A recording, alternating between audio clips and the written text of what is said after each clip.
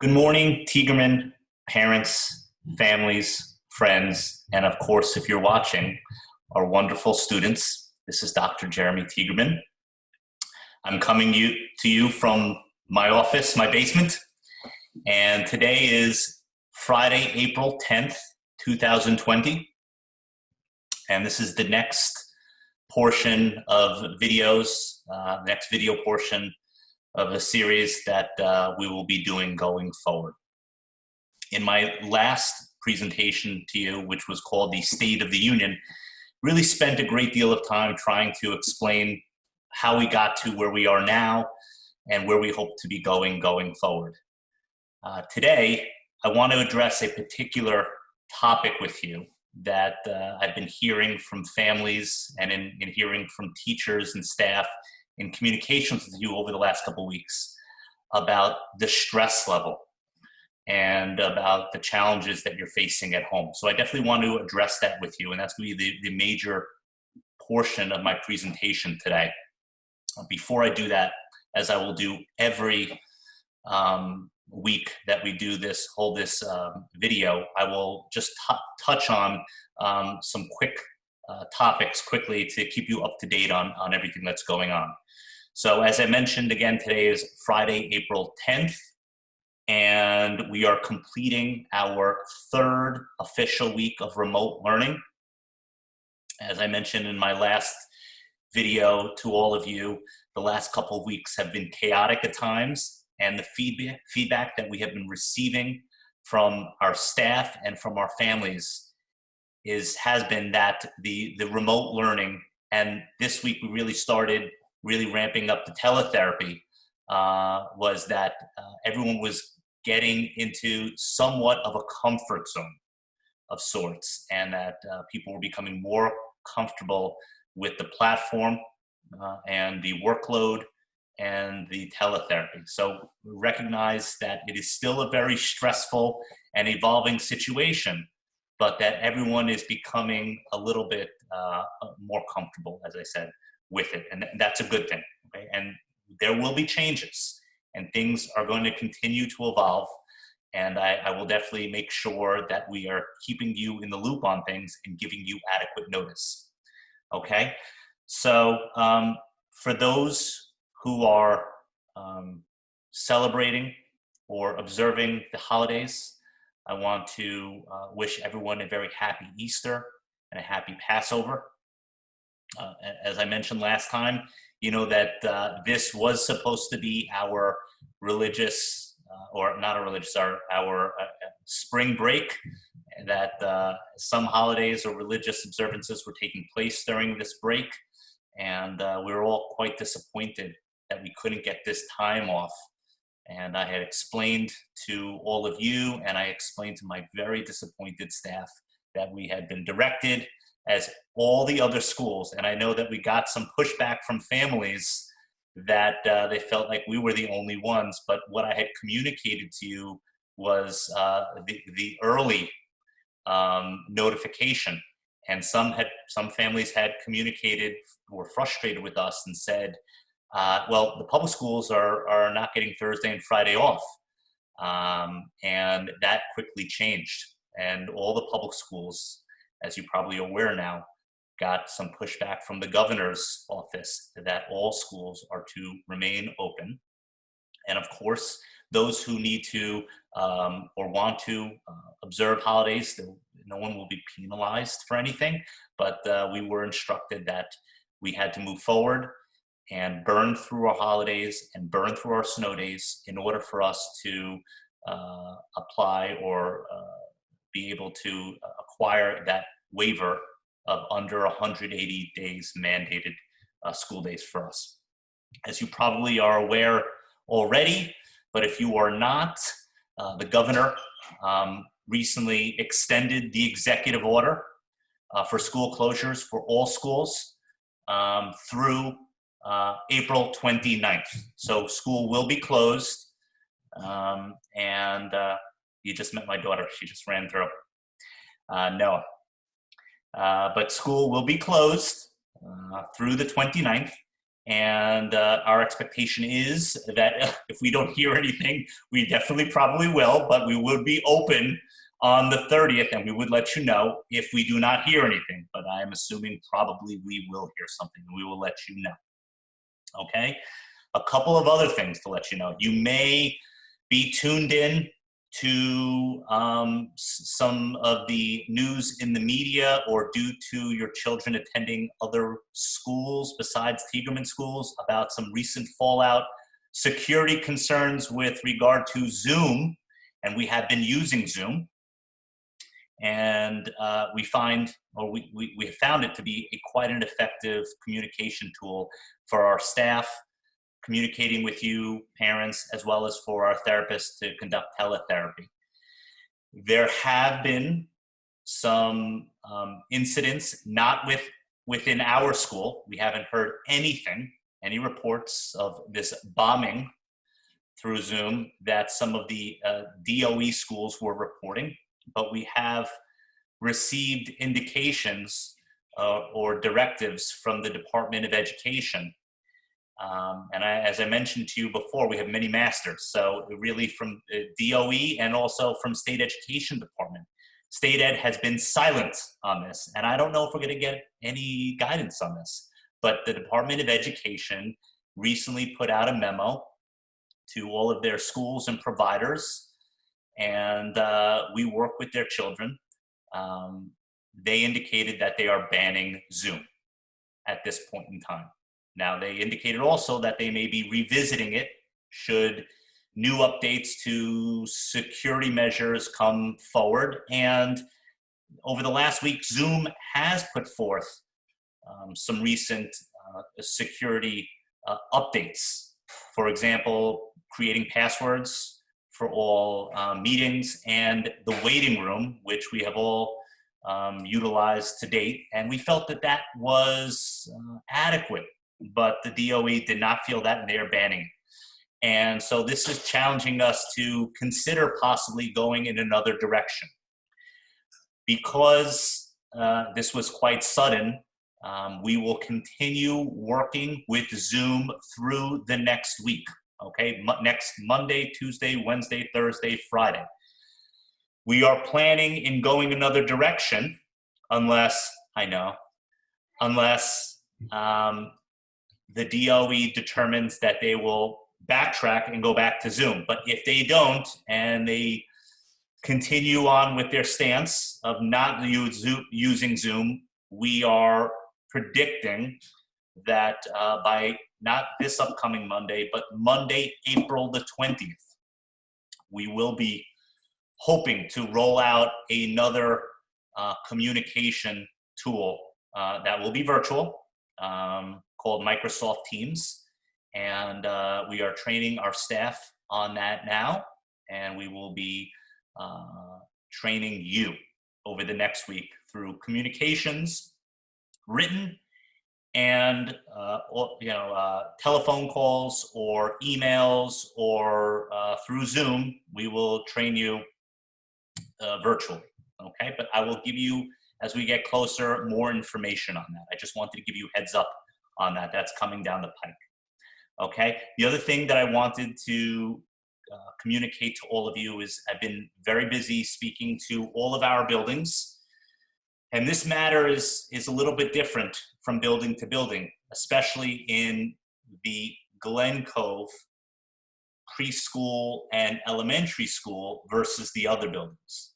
The middle school, the high school, and Tiegerman Woodside that has the grades 6 through 12, this is a matter that really pertains to them and to you parents that you have children within these grades, because we give numerical grades every marking period, first marking period, second marking period, third, fourth, and fifth, okay? We believe that based on the timing of the school closure, that the third marking period, we got through about 80% in school. So I think we're going to be fine. There's nothing for you to know about or to do anything differently about it. We have enough data and schoolwork from your children to adequately evaluate them and give them reliable grades for the third marking period. However, the fourth marking period has been a topic of heated discussion about how we're going to do that.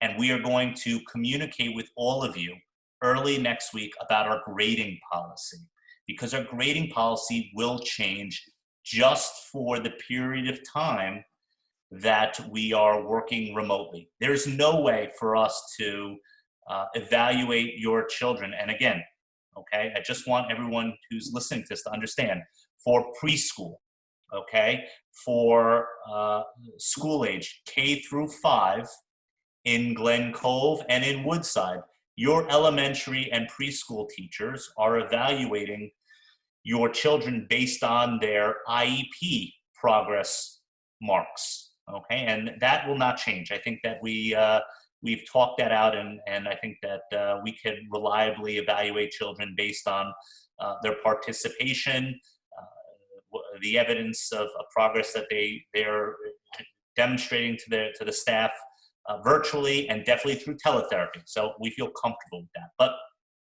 with regard to the middle school and high school students, we are thinking, and I guess I will let the cat out of the bag a little bit early, but we are thinking that probably we're going to go in the direction of a pass-fail grading policy.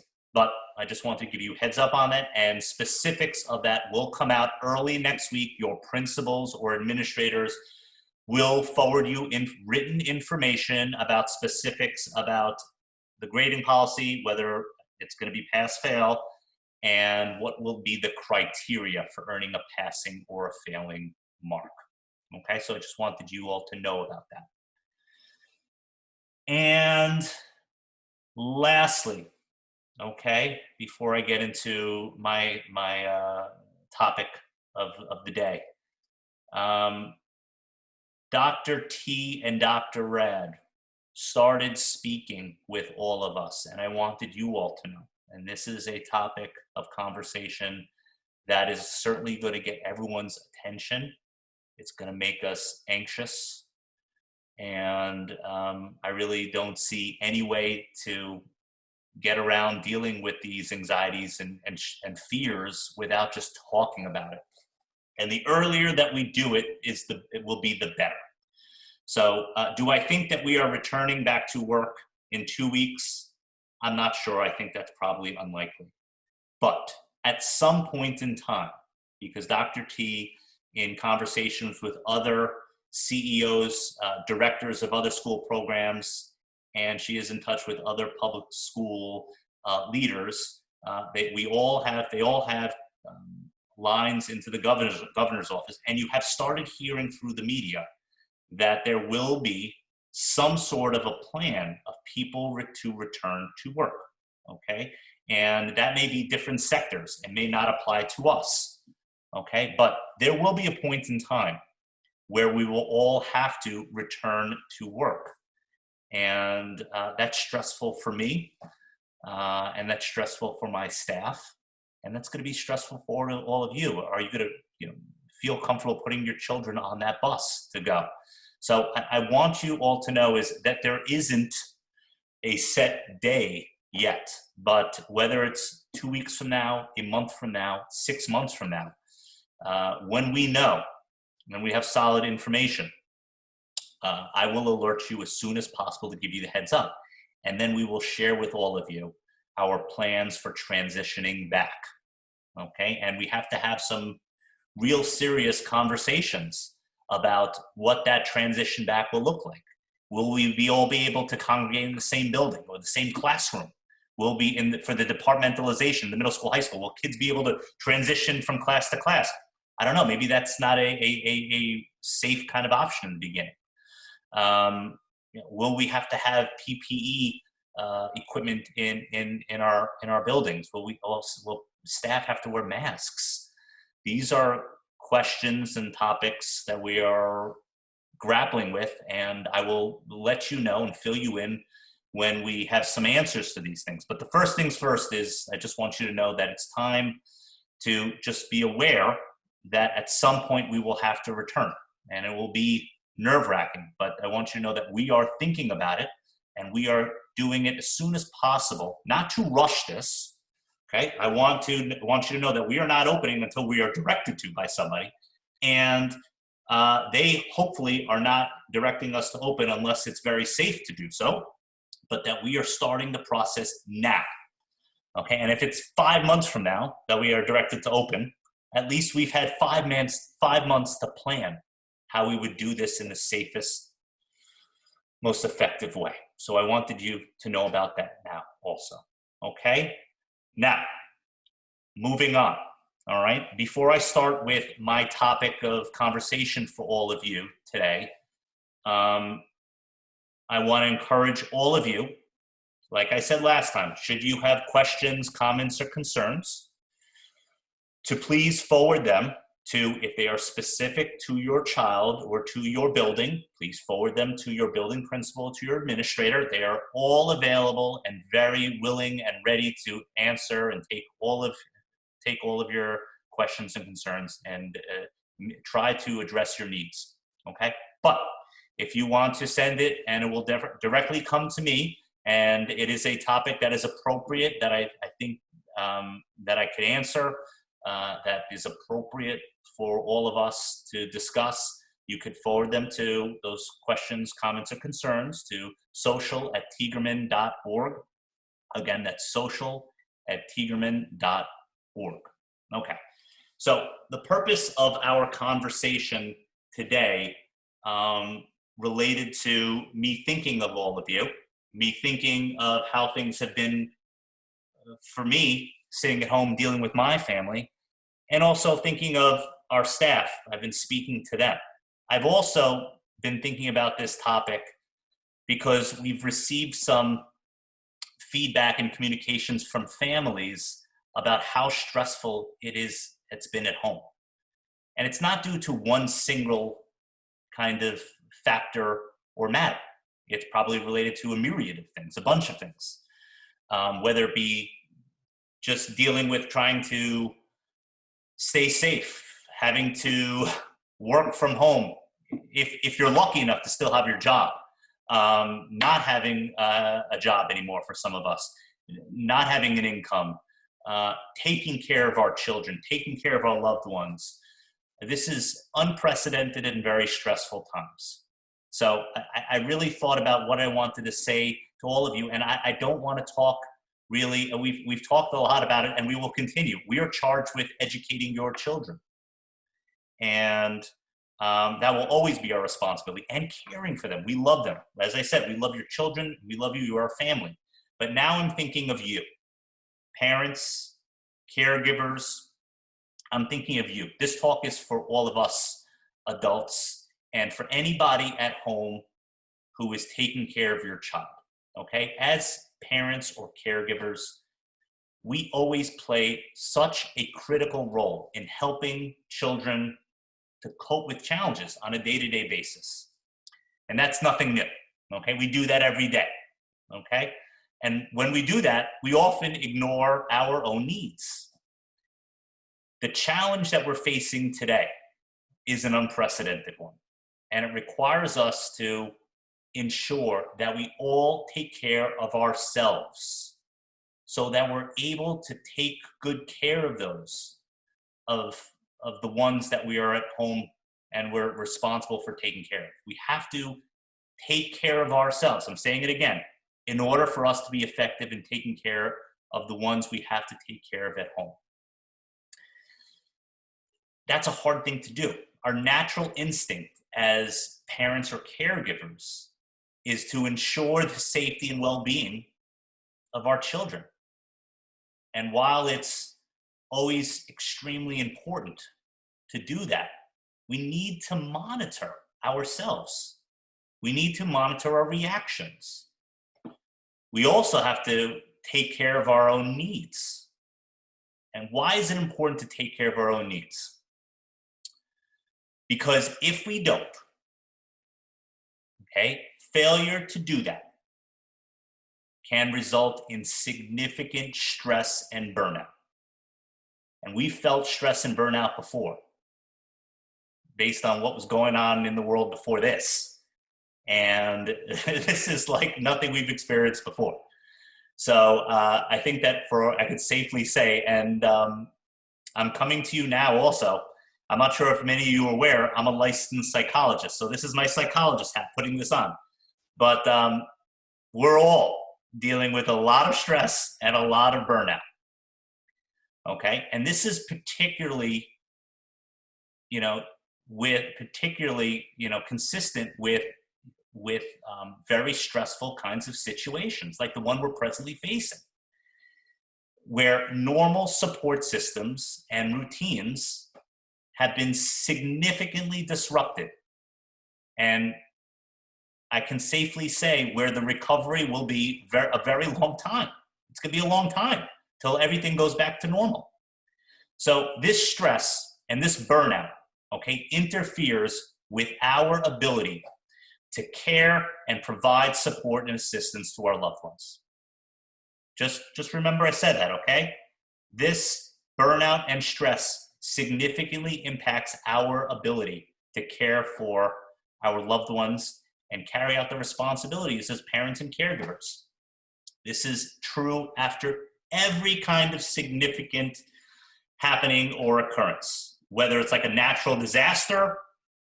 I remember Sandy. That was very difficult, very different than what we're dealing with now. But when we have something that is very stressful and it lasts for extended periods of time, there's a lot of stress and a lot of anxiety, okay? As caregivers, I'm really trying to impress upon you that we need to consider some important concepts or ideas in order for us to help ourselves cope with the stress that we are presently feeling and to help prevent the burnout that we have probably all felt as well, okay?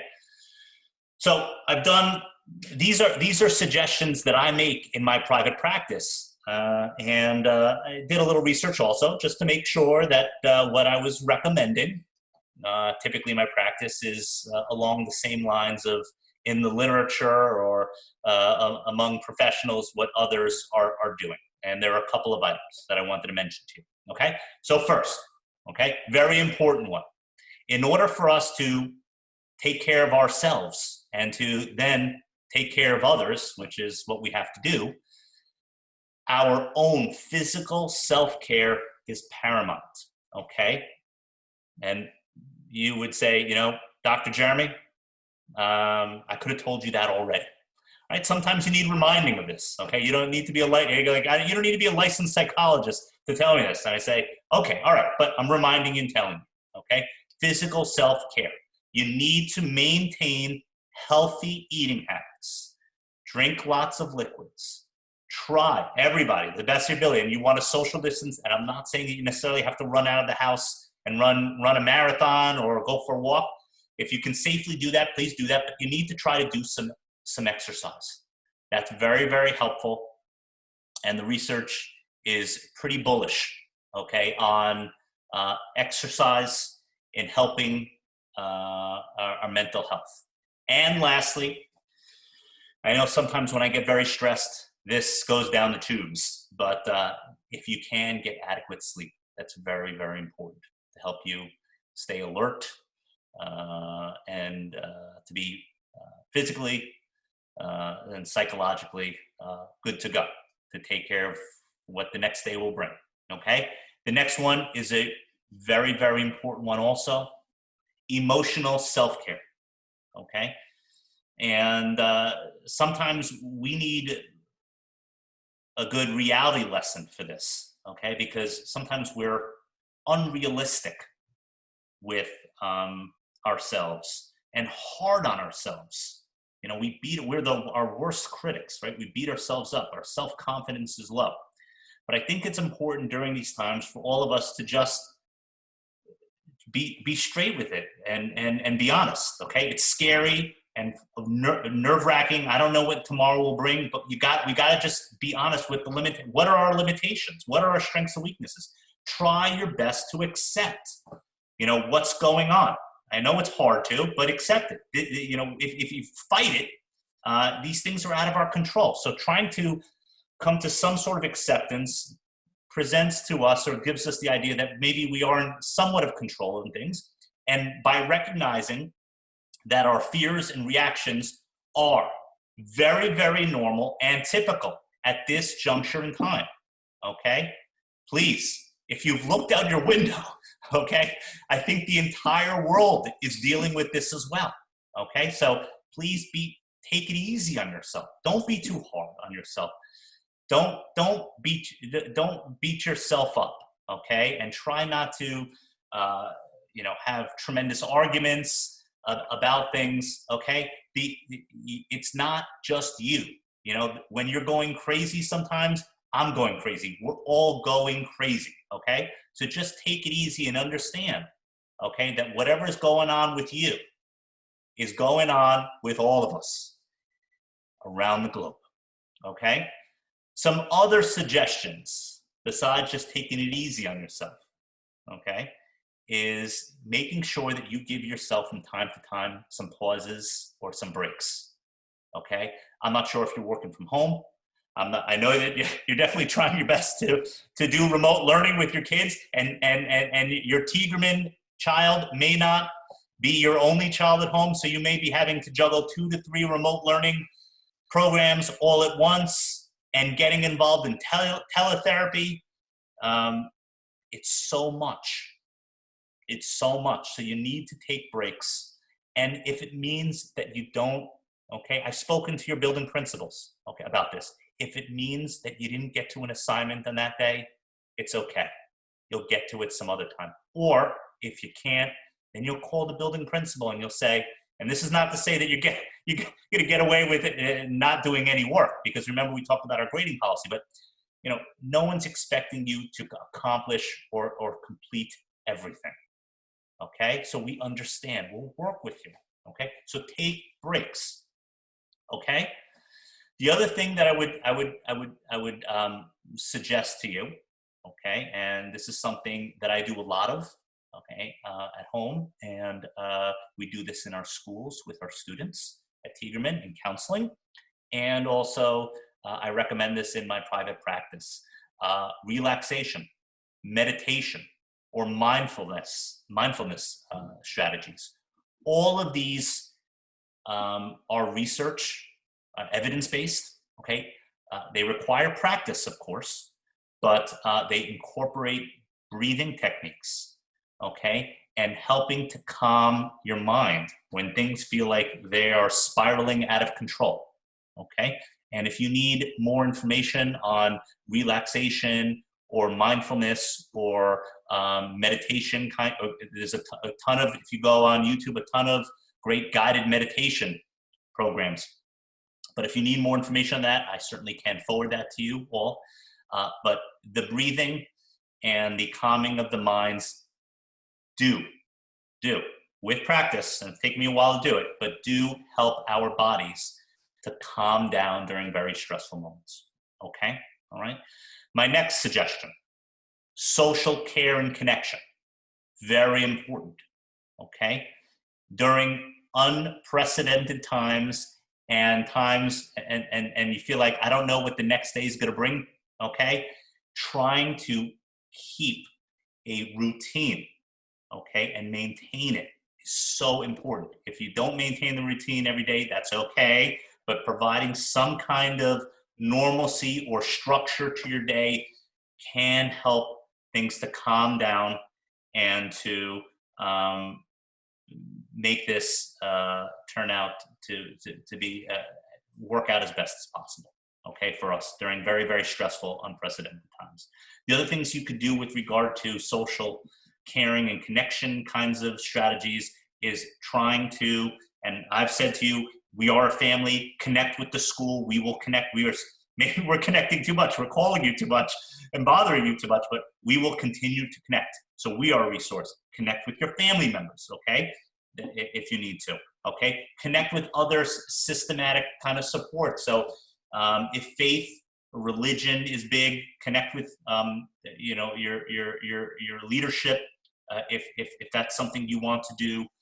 in your religious communities, or in your where you live, communities, community leaders, to connect with others. Connecting with others helps us to stay in touch, to commiserate with each other, to receive support from others, and also to get information. So it's very, very important. The other thing that I would say to you, another strategy that I recommend psychologically, it's just a suggestion, it's not something you have to always do, is each day, if you can, have a couple of minutes, quiet minutes to yourself, or to your, if there is a significant other or somebody else that is a confidant or somebody you can trust. They don't have to be in the house with you. You can talk to them over the phone. A processing or a debriefing kind of moment throughout the course of the day. Sharing our stressors, sharing. Sometimes the person doesn't even have to say anything. Sometimes just stressing out and somebody becoming a sounding board is very, very helpful.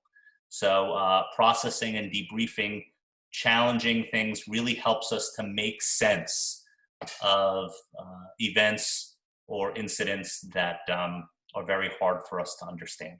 Okay, so that's another suggestion there. And my last suggestion, okay, the previous three, physical, emotional, and social care and connection, are things that you can do individually and through the help of others. Sometimes stressors become so involved and intensive that you need the help of professionals, okay? And so there may come a time where you may just not be, it's okay, you may not be able to do this on your own. And that's probably not unique. I mean, not typical for us all, okay? None of us can do this alone, okay? What we're going through is not something any of us have gone through before. So just if things get rough, to acknowledge that you and your family may need additional help. That's okay.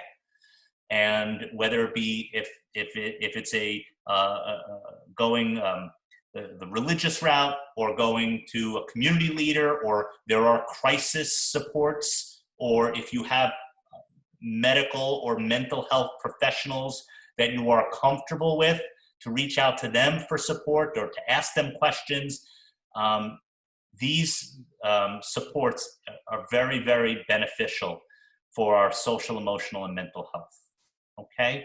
So again, I just wanted in closing to let you all know that this week I really wanted to focus on all of our parents and caregivers and leaders in our households. There are many times over the last several weeks and months I've questioned whether I'm going to help my family pull through, or I was going to, pull them down. But we need some support. We need information, okay, to help our children, to help the ones that we're supposed to take care of to get through this, and they look to us. So I wanted you all to know that I'm thinking of all of you, and we're always here for you.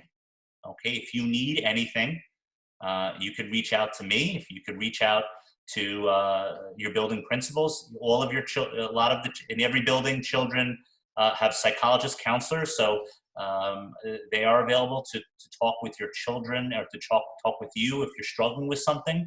Okay, but I wanted you to also just remember that if you don't take care of yourself, it will be very difficult for you to take care of the ones that we're supposed to be taking care of at home. So I just wanted to say again to you that I applaud all of you.